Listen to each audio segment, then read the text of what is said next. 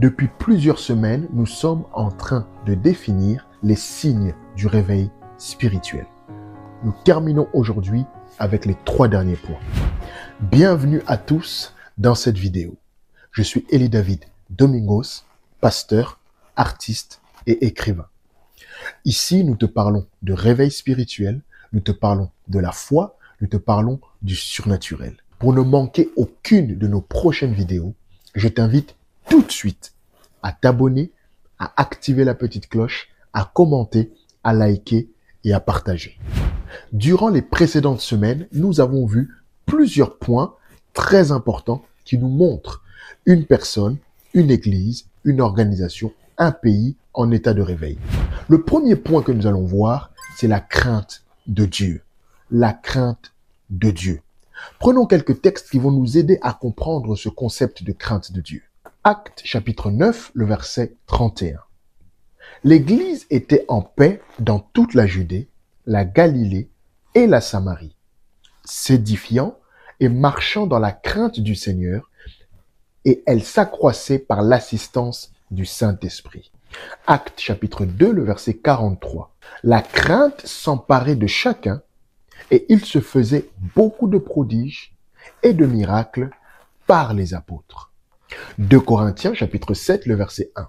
Ayant donc de telles promesses, bien-aimés, purifions-nous de toute souillure, de la chair et de l'esprit, en achevant notre sanctification dans la crainte de Dieu. Lorsqu'une personne expérimente le réveil spirituel, l'un des signes majeurs dans sa vie, c'est la crainte de Dieu. Qu'est-ce que c'est que la crainte de Dieu? La crainte de Dieu, c'est le Saint-Esprit qui va créer en vous un profond respect pour Dieu et son œuvre. La crainte de Dieu, ce n'est pas avoir peur de Dieu, non. La peur est une œuvre du diable. Le réveil spirituel crée en nous ce profond respect de Dieu. Le réveil spirituel crée en nous l'honneur pour Dieu. Le réveil spirituel crée en nous cet état de révérence, d'humilité devant le Seigneur. Lorsque vous êtes en état de réveil, vous allez remarquer que vous allez prendre votre vie chrétienne au sérieux. Vous remarquerez que tout ce qui concerne Dieu aura beaucoup d'importance pour vous. Je ne parle pas d'une importance passagère ou d'un empressement parce qu'il faut aller au culte. Non. Vous allez remarquer que tout ce qui concerne Dieu dans votre vie, vous ne le prendrez pas à la légère. Vous remarquerez que vous aurez un respect pour les choses de Dieu. Quand il y a la crainte de Dieu, ça attire la présence de Dieu. Oh, alléluia, gloire à Dieu. Oh Seigneur, quand il y a la crainte de Dieu, ça attire la présence de Dieu. La crainte de Dieu va vous emmener à tourner le dos à toute chose qui ne plaît pas à Dieu. Quand on est en état de réveil, il ne s'agit pas de ce qui est bien et ce qui est mal. Quand on est en état de réveil, il ne s'agit pas de ce que nous aimons faire ou ce que nous n'apprécions pas faire. Quand on est en état de réveil, il ne s'agit pas des choses qu'on nous interdit ou qu'on nous permet. Non. L'état de réveil, c'est autre chose. C'est une autre dimension. L'état de réveil, c'est une vie qui ne veut que plaire à Dieu. Oh, alléluia. Seigneur, fais-moi cette grâce de te craindre. C'est une prière que tu dois faire. Écris-le en commentaire. Seigneur, fais-moi cette grâce de te craindre. Oui, quand nous sommes en état de réveil, notre vie, nous allons tout faire pour qu'elle puisse plaire à Dieu. Nous allons tout faire pour qu'elle puisse être dans l'alignement avec la parole de Dieu. Nous allons tout faire, n'est-ce pas, pour que Dieu prenne plaisir à notre vie. C'est ça la crainte de Dieu. La crainte de Dieu, ce n'est pas être dur pour être dur. Ce n'est pas être méchant pour être méchant. Ce n'est pas parce que vous avez le visage fermé et que personne ne peut vous dire bonjour que vous êtes en état de réveil ou que vous craignez Dieu. Ça n'a rien à voir. La crainte de Dieu, c'est que ta vie plaise à Dieu. Devant les gens, quand il n'y a personne, quand tu es au travail, quand tu es à l'université, à l'école, quand tu es en voyage, partout où tu es, ton unique objectif, c'est que le Seigneur prenne plaisir à ta vie. La Bible dit, la crainte s'emparait d'eux. Bien-aimé, quand la crainte de Dieu est là, directement. Le Saint-Esprit peut flow parmi nous. Il peut se mouvoir parmi nous. Il peut être parmi nous. Quand la crainte de Dieu est là, la croissance peut se passer sans problème. Parfois, nous avons peur des églises à forte croissance, des organisations à forte croissance, d'une vie qui manifeste un zèle assez rapide parce qu'on se dit que le péché va entrer rapidement. C'est pour ça que Dieu manifeste la crainte en nous. C'est pour ça que le Saint-Esprit manifeste la crainte en nous. Parce que quand la crainte de Dieu est là, c'est la crainte qui va mettre les limites dans notre vie. Je répète, il ne s'agit pas de ce qui est bien ou de ce qui est mal. Quand vous marchez par la crainte de Dieu, il y a des choses qui sont bien pour les autres, qui ne seront pas bien pour vous. Quand vous marchez dans la crainte de Dieu, il y a des choses qui seront permises aux autres, mais qui ne seront pas permises pour vous. Quand vous marchez dans la crainte de Dieu, il y a des choses que les autres verront bizarres, mais qui seront normales pour vous. Pourquoi? Parce que la crainte de Dieu va vous emmener à plaire à Dieu. Oh, alléluia. Est-ce que tu peux le dire? Je veux plaire à Dieu. Je veux plaire à Dieu. Lorsque vous marchez par la crainte de Dieu, vous allez remarquer que le caractère de Dieu, va commencer à se manifester dans votre vie. On peut le voir dans Galates chapitre 5, n'est-ce pas? Le fruit de l'esprit, l'amour, la paix, n'est-ce pas? Toutes ces choses-là seront en vous. C'est la crainte de Dieu qui fait ça. Quand la crainte de Dieu est là, elle va vous emmener, alléluia, gloire à Dieu, à devenir comme Dieu. La crainte de Dieu va vous emmener à marcher comme Dieu. La crainte de Dieu va vous emmener à avoir le caractère de Dieu. Nous allons lire deux textes. Galates chapitre 5, le verset 17 et ensuite Galates chapitre 5, les versets 22 et 23. Car la chair a des désirs contraires à ceux de l'esprit et l'esprit en a de contraires à ceux de la chair. Ils sont opposés entre eux afin que vous ne fassiez point ce que vous voudriez. Mais le fruit de l'esprit, c'est l'amour, la joie, la paix, la patience, la bonté, la bénignité, la fidélité, la douceur, la tempérance. La loi n'est pas contre ces choses. Quand nous sommes dans la crainte de Dieu, premièrement, tout ce qui concerne la chair, l'âme, les choses du monde, il y aura une séparation avec nous. Voilà pourquoi, quand quelqu'un est en état de réveil, c'est tout à fait normal qu'il n'aime plus les choses du monde. Il a comme un dégoût des choses du monde. Tout ce qui est du monde, ça ne lui dit rien. Quand on est en état de réveil, il y a des débats qui n'existent même pas. Oh, est-ce que je peux écouter ceci? Est-ce que je peux manger, boire ceci? Tous ces débats-là n'existent pas. Pourquoi? Le Saint-Esprit en nous va faire que nous puissions plaire à Dieu. Le Saint-Esprit va te poser une question, par exemple. Ce que tu fais, est-ce que Jésus l'aurait fait?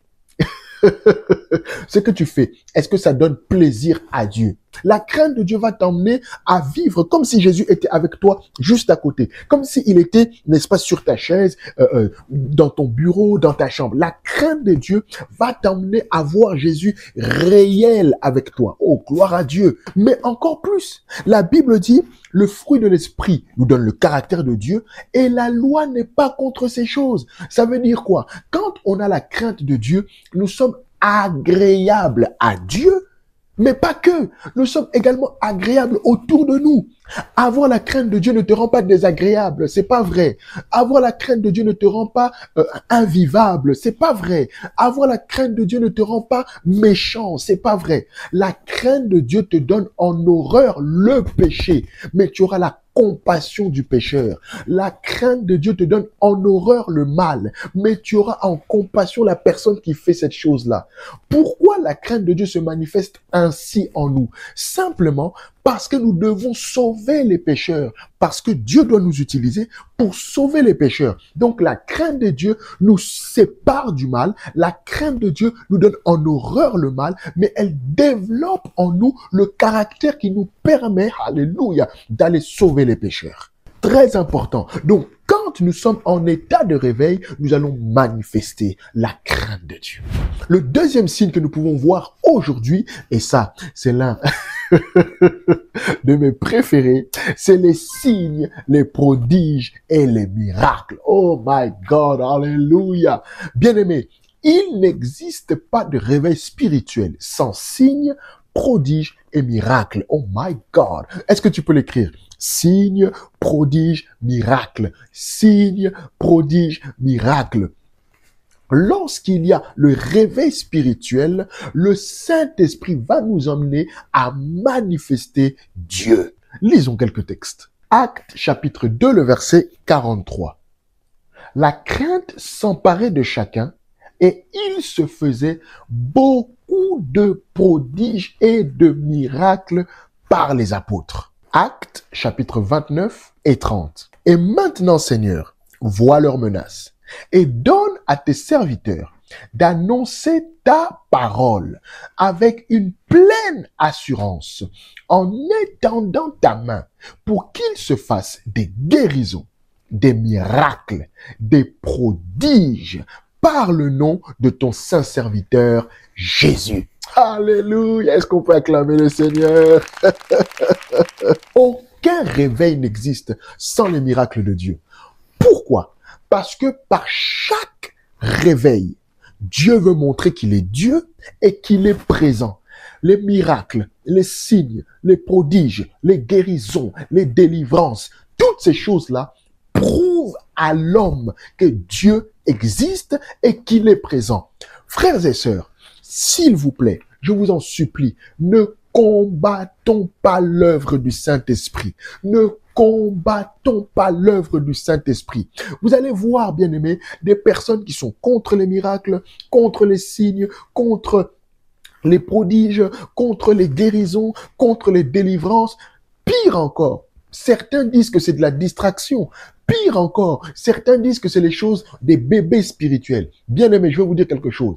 Quand il y a réveil dans votre église, quand il y a réveil dans votre organisation, quand il y a réveil dans votre pays, quand il y a réveil dans votre vie, Dieu doit se manifester. Oh, alléluia. Dieu doit se manifester. Vous devez vivre des guérisons. Vous devez vivre des miracles. Vous devez vivre des délivrances. Vous devez vivre, n'est-ce pas, tous les signes que Dieu est présent, que Dieu est avec vous.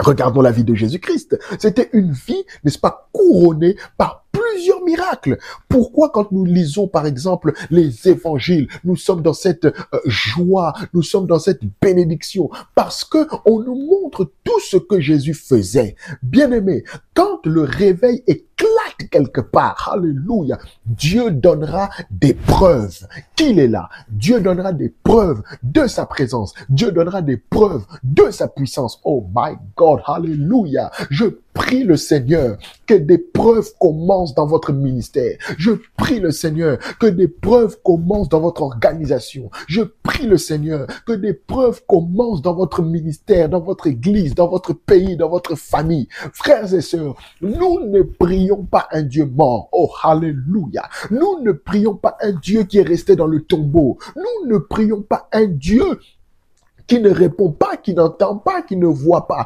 Non, nous prions le vivant. Oh, alléluia. Jésus-Christ est vivant et par son esprit, il vit en nous. Alors, quand le réveil éclate, Dieu va commencer à donner des preuves qu'il est vivant. Dieu va donner des preuves qu'il guérit. Dieu va donner des preuves qu'il libère. Les miracles qui viennent en temps de réveil ne sont pas une distraction. Pourquoi? Parce qu'ils emmènent les gens à la foi. Oh my God. Prenons 1 Corinthiens chapitre 2, les versets 4 et 5. Et ma parole et ma prédication ne reposaient pas sur les discours persuasifs de la sagesse, mais sur une démonstration d'esprit et de puissance, afin que votre foi fût fondée non sur la sagesse des hommes, mais sur la puissance de Dieu. Bien-aimés, l'une des choses que Satan combat, c'est la foi. Oh my God, hallelujah. L'une des choses que Satan combat, j'allais dire même la plus grande chose, c'est la foi. Pourquoi? Parce que la foi est l'élément moteur de la vie de l'enfant de Dieu. Nous sommes sauvés par la foi. Nous marchons par la foi. Nous vivons par la foi. Nous remportons des victoires par la foi. Nous plaisons à Dieu, n'est-ce pas, par la foi. Quand nous avons la foi, rien n'est impossible. Bien-aimés, quand la foi est touchée, oh my God, quand la foi d'un enfant de Dieu est touchée, il ne peut plus rien faire. Et ça, le diable le sait. Voilà pourquoi il envoie la peur, voilà pourquoi il envoie le doute, voilà pourquoi il envoie la distraction, voilà pourquoi il envoie les fausses doctrines, tout ça pour paralyser votre foi. Alors, quand le Saint-Esprit vient et provoque un réveil en vous, il vient pour votre foi, il vient pour ranimer la foi. Et ce texte dit que la puissance de Dieu, oh alléluia, vient pour donner un fondement à la foi. Quand il y a des miracles, quand il y a des signes, quand il y a des prodiges, votre foi reste animée, votre foi reste vive, votre foi reste effective. Quand il y a des miracles, vous donnez à votre foi la matière pour croire. Oh, makata bradegede. Quand il y a, n'est-ce pas, des miracles, des signes, des prodiges, quand il y a, n'est-ce pas, le Saint-Esprit qui se manifeste de manière visible, vous donnez à votre foi la matière pour vivre. Vous allez croire que, waouh, si Dieu l'a fait, il est avec nous. Si Dieu l'a fait, nous pouvons avancer. Si Dieu l'a fait, si Dieu l'a fait, si Dieu l'a fait. Donc, les miracles sont essentiels dans la vie du réveil. À chaque fois que Dieu donne une parole, Dieu donne un enseignement, il le prouve par des signes. Oh my God, I give you praise. À chaque fois que Dieu donne, n'est-ce pas, un message, à chaque fois qu'il donne une parole, un enseignement, il le prouve par des signes. Donc nous voyons que le miracle est très important. Le plus grand péché, c'est de bafouer, de renier le Saint-Esprit. C'est Jésus-Christ qui le dit. Il dit, il n'y a même pas de pardon pour ça. Bien-aimés, à chaque fois que le Saint-Esprit fait des miracles au milieu de nous et que nous ne le reconnaissons pas, nous attristons le Saint-Esprit. Et lorsque nous attristons le Saint-Esprit, nous empêchons à l'Esprit de Dieu de faire plus, de faire d'autres miracles, de faire encore au-delà de nos attentes. Ne critique jamais un homme de Dieu, une femme de Dieu, une église qui vit des miracles. Tu es en train de te fermer les portes du réveil. Oh mon Dieu, alléluia. Tu es en train de te fermer les portes du réveil. Quand tu vois un frère, une sœur qui manifeste le réveil, qui manifeste la puissance de Dieu, bénis Dieu pour cela. Toi, tu n'es pas là pour juger. Bénis Dieu, glorifie Dieu, exalte Dieu et tu attireras la faveur de Dieu sur ta vie dans ce domaine. Je prie que le Seigneur t'emmène dans cette dimension de vivre des signes, des prodiges et des miracles. La dernière dimension du réveil, le dernier signe du réveil que nous voyons aujourd'hui, c'est ce que j'appelle la dimension de famille. La dimension de famille. Prenons la parole de Dieu. Actes chapitre 2, les versets 44 à 47. Tous ceux qui croyaient étaient dans le même lieu et ils avaient tout en commun. Ils vendaient leurs propriétés et leurs biens et ils partageaient le produit entre tous, selon les besoins de chacun. Ils étaient chaque jour tous ensemble, assidus au temple, ils rompaient le pain dans les maisons et prenaient leur nourriture avec joie et simplicité de cœur, louant Dieu et trouvant grâce auprès de tout le peuple. Et le Seigneur ajoutait chaque jour à l'Église ceux qui étaient sauvés. Cette dimension est très importante. Bien-aimés, lorsque nous avons accepté le Seigneur Jésus-Christ, nous sommes devenus enfants de Dieu et nous bénissons le Seigneur pour cela. Nous sommes devenus enfants de Dieu, frères de Jésus-Christ. Lorsque vous êtes en état de réveil, il y a une autre particularité qui arrive. Vous ne serez pas enfants de Dieu dans votre coin. Dieu va vous rassembler. Dieu va vous mettre dans une famille. Oh my God, I give you praise. La Bible dit, quand le Saint-Esprit est venu, quand les apôtres, les frères, les sœurs étaient dans cet état de réveil-là, qu'est-ce qui s'est passé? Une famille s'est créée.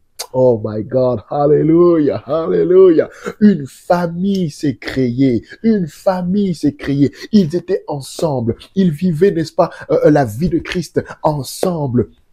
Ils grandissaient ensemble. Bien-aimé, tu ne peux pas vivre le réveil seul dans ton coin. Ce n'est pas le réveil, bien-aimé. Quand le réveil éclate en toi, tu vas remarquer que Dieu va t'assembler avec les gens. Regardez, ce qui est merveilleux, c'est que la dimension de famille apporte la dimension de grâce auprès des gens. Oh my God, hallelujah. La Bible dit qu'ils étaient appréciés auprès des gens. Ils étaient appréciés auprès du peuple. La grâce, la faveur de Dieu, hallelujah. Oh my God, était sur eux. Pourquoi? À cause de cette dimension de famille. Mais plus encore, la dimension de famille emmène l'addition, la multiplication, l'ajout des âmes. C'est vrai, peut-être que nous ne sommes pas sortis, peut-être que nous ne sommes pas allés, mais cette dimension de famille-là, oh alléluia, attire les gens vers nous. Jésus a dit, on reconnaîtra que vous êtes mes disciples au moment où vous allez vous aimer, au moment où vous serez ensemble, au moment où mes disciples seront ensemble. La dimension de famille attire les hommes. Pourquoi? Parce que nous devenons comme une nation. Nous devenons un peu comme ce peuple à part, avec des valeurs différentes, avec un comportement différent, avec une réflexion différente, avec, n'est-ce pas, un caractère différent. Quand il y a la dimension de famille, nous devenons comme un sujet un peu étrange. Les gens se demandent, mais dans un monde en crise comme celui-ci, dans un monde compliqué comme celui-ci, dans un monde où il y a des meurtres, des viols, des injustices, des guerres, comment ces gens-là ont la joie? Comment ces gens-là ont la paix? Comment ces gens-là, n'est-ce pas, sont si joyeux, ont ce bonheur? Ça, c'est la dimension de famille. La dimension de famille, oh alléluia, apporte également une consolation au monde. Oh alléluia, en nous voyant en état de réveil, en nous voyant ensemble, le monde trouve de l'espoir pour l'avenir. La parole de Dieu est claire. La création attend la manifestation des fils. Oui, quand nous sommes en état de réveil, la création nous regarde. La création est intriguée et la création est attirée. Oh, gloire à Dieu. Que cette dimension de famille arrive dans ta vie, arrive dans ton ministère, arrive dans ton organisation, arrive dans ton église. Et cela au nom de Jésus-Christ. Accepter Jésus est la décision la plus merveilleuse que vous pouvez prendre dans votre vie. Pourquoi? Car accepter Jésus, c'est garantir votre éternité avec Dieu. Et la deuxième chose, accepter Jésus, c'est garantir la paix sur cette terre. J'aimerais vous donner maintenant l'opportunité d'accepter Jésus-Christ. Tel que vous êtes, Jésus vous aime et il désire entrer dans votre vie. Si vous désirez l'accepter maintenant, répétez avec moi. Seigneur Jésus-Christ, je t'ouvre mon cœur. Je prends la décision aujourd'hui de te suivre. Je confesse de ma bouche que tu es mon Seigneur, mon Sauveur. Je renonce à la vie du péché. Je renonce à la vie du monde. Et j'accepte de marcher avec toi en nouveauté de vie. Accorde-moi ton esprit au nom de Jésus. Amen. Je vous invite à nous écrire tout de suite à l'adresse qui s'affiche juste en dessous. Et nous allons vous envoyer une brochure gratuite pour vous aider dans vos premiers pas avec le Seigneur. Que Dieu vous bénisse et bienvenue dans la famille de Dieu.